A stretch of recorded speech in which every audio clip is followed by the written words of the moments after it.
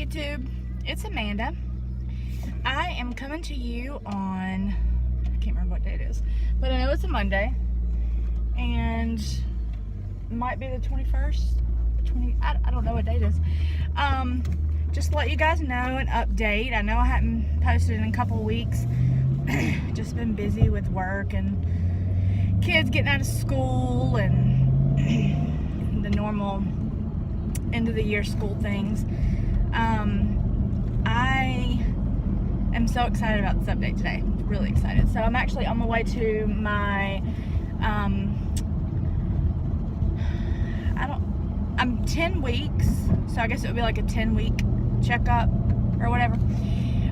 But it's with my dietitian and my fitness and emotional support nurse. So I don't actually have an appointment with my surgeon today. But anyway, let me get to the stats. So I am 5'5", and my highest weight before surgery was 260 pounds. My weight on the day of surgery was 244 pounds. And I'm happy to report that as of yesterday and this morning, I weighed both days just to make sure, I'm 216.2 pounds for a total loss of 43.8 pounds from my highest weight. And you know, I'm just going to go with that. I'm not even going to worry about from surgery date, because I would have never lost the 16 pounds pre-op if it hadn't been for preparing for surgery. So things have been going great. I know I mentioned last time, like, I just need to get back on track with tracking and drinking all my water, making sure I get all my protein. And you know, it's real easy to get lazy with those type of things, just because you think, oh, I'm eating great, you're tracking every day, you're like, you say, oh, well, I'm eating pretty much the same thing, or I'm getting all my, fats, all my fiber, all my carbs, this, that, and the other. And then something happens. For me, I got comfortable. I'm not even gonna lie. I got comfortable, and I thought I was eating correctly, but it turns out once I would go back and kind of recap the day, I was missing out on a lot of protein. I wasn't getting all my water, nowhere near all my water. And the biggest thing for me was I wasn't getting enough calories, so my body stalled. Last week, I couldn't get below like 220, and I was so frustrated, and it even crept up to 222, and I was just so angry about it. I was like, oh, why am I not losing? Why am I stalled again? And then I prayed about it. I'll be honest with you, I prayed about it, and I said, dear Lord, is this where I'm going to stop? I've lost 40 pounds. Is this as far as I go? And I just felt led to kind of recap what was, think about what had happened in that week. And sure enough, I went back and kind of looked at my apps or whatever. I noticed I didn't track on most days last week, which means I probably didn't get enough protein. I probably didn't get enough calories. I probably didn't get enough water. So I focused on that this week. This I guess it was probably like, for a week now, I've been back on track. Maybe not even a full week. But as soon as I got back on track, within a couple of days, I saw the scale start to go down. And it started at 218, and I was so excited. I was like, yes, from 222 to 218. Granted, that sounds like 4 pounds, but I had already been to 218, so I felt like my weight was kind of fluctuating, and it may have been water weight or whatever the case may be. But the big deal for me is, I'm back on track. I'm tracking everything I put into my mouth. I'm ensuring that I get all of my protein. I'm ensuring that I get all of the calories that I need. I'm ensuring that I drink all of my water. And I'm taking all of my vitamins, as I should be. And it's paid off, because now I'm at 216.2, which is the lowest I've been. I mean, I went back and looked on my FitnessPal, y'all. I have not been anywhere near this weight. The lowest I was like 223, and that was in 2013. That was in January of 2013. And so for me to be down below that in over 4 years, or having been this low in 4 years, it makes me feel really good. My clothes are fitting really loose.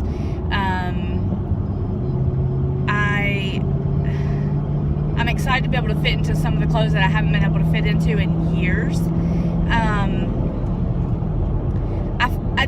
I have days where I have more energy than others.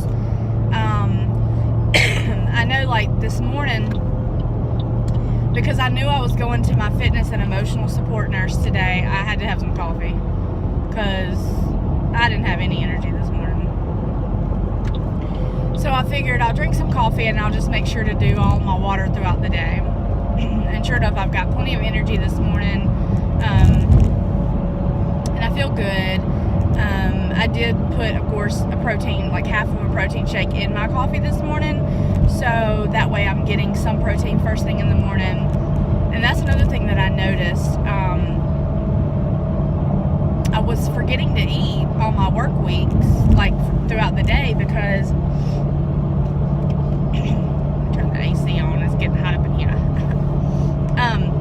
But I was forgetting to eat, and I know that sounds crazy, like how can you forget to eat? Well, let me tell you, my schedule is cuckoo when it comes to my work week, because I work 7 on 7 off, and so the week that I start work, I start on a Saturday, and then so those are Saturday and Sunday are 12-hour days from 7 a.m. to 7 p.m.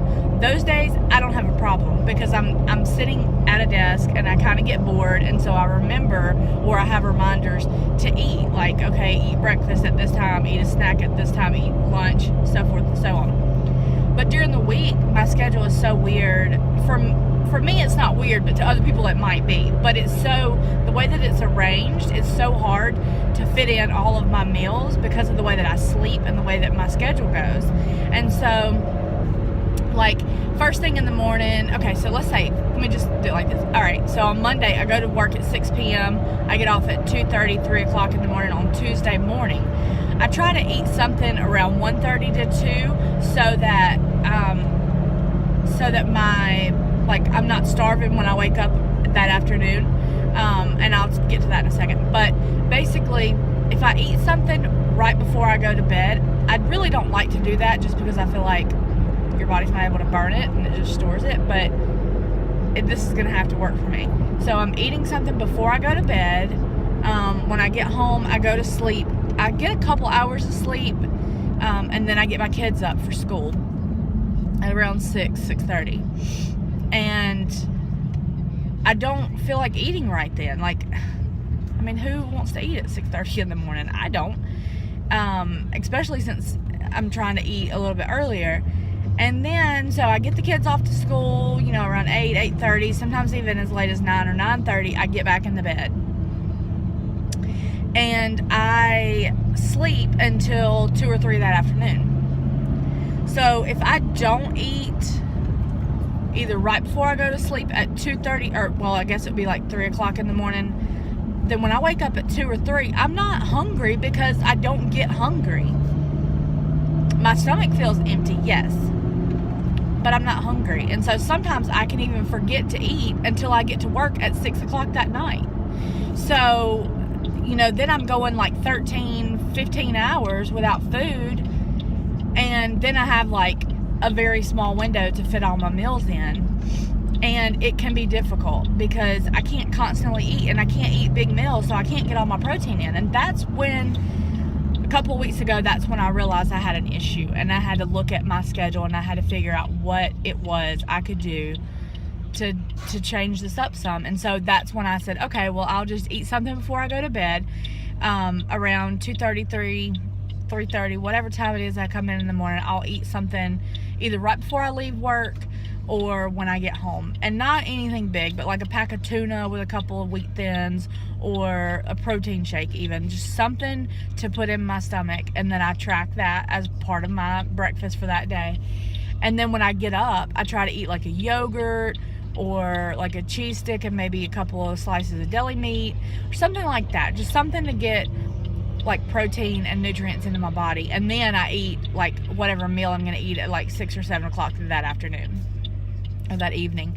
And then I don't have a problem waiting until like 10 or so to eat, 10 or 12 to eat again.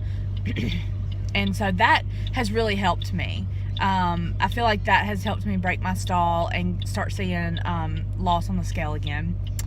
I haven't been exercising. I'll be the first to admit I haven't been. I do take my dog on a daily walk, once, sometimes twice a day. I was going to go to the gym this past week every day after work, but unfortunately they closed our gym down for remodeling or whatever. And I felt like, you know, there's a reason for that. Like, I said, well, I could go to a different gym, but I really didn't feel like driving that far out of the way, especially at 3 o'clock in the morning. So I just didn't do it. I didn't exercise. Today, my fitness and emotional support nurse is going to show me some moves, exercise moves that I can do at home without having to go to the gym. Or if I decide to go to the gym, I can incorporate them in my workouts there. So I'm excited about what she's going to show me today. And hopefully my dietitian will say that I'm eating well. You know, as I said before, I'm off all restrictions, so I don't really have any issues with that. My biggest issue is making sure I get all my food in, making sure I get all my protein and my calories. And from there, it's a struggle. So anyway, that's how I'm doing on week 10 post-op of VSG. Oh yeah, I don't think I said, but like my surgery date was on March the 10th, which if you go back and watch my previous videos, you'll see all that. I've got some pre-op videos, and I've also got like pretty decent updates up until a couple weeks ago. But anyway, so if you have any questions, please feel free to leave them in the comments below. Like and subscribe. I would love to have you follow my journey. Or if you are looking into vertical sleeve gastrectomy and you know, you just want somebody to follow along with, I'm going to be doing updates as much as I possibly can. So subscribe and come back and see me. Y'all have a great day.